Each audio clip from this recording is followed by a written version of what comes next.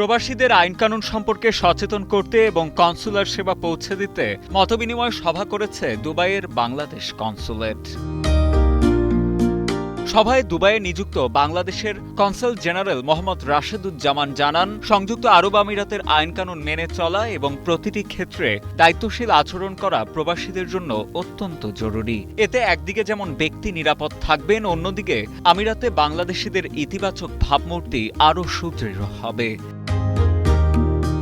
অনুষ্ঠানে প্রবাসীদের আচার আচরণে ইতিবাচক পরিবর্তন আনা, স্থানীয় আইনের প্রতি শ্রদ্ধাশীল থাকা এবং যেকোনো অবৈধ কর্মকাণ্ড থেকে বিরত থাকার ওপর বিশেষ গুরুত্ব আরোপ করা হয়। এ সময় সামাজিক যোগাযোগ মাধ্যম ব্যবহারে আরও সতর্কতা অবলম্বনেরও তাগিদ দেয়া হয়।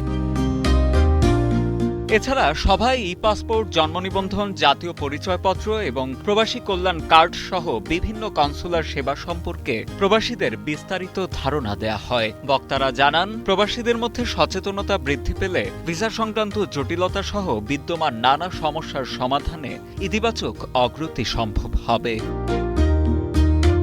এদিকে কনসুলেটের এমন উদ্যোগকে সময়োপযোগী এবং অত্যন্ত প্রয়োজনীয় বলে অভিহিত করেছেন অনুষ্ঠানে অংশ নেয়া প্রবাসীরা। কনসুলেটের পক্ষ থেকেও প্রবাসীদের বিভিন্ন সমস্যা সমাধানে সর্বোচ্চ সহযোগিতার আশ্বাস দেয়া হয়। পাশাপাশি ভবিষ্যতেও উত্তর আমিরাতের বিভিন্ন এলাকায় এ ধরনের সচেতনতামূলক কার্যক্রম ধারাবাহিকভাবে পরিচালনা করা হবে বলেও জানানো হয়েছে। ডেস্ক রিপোর্ট, সময়ের আলো।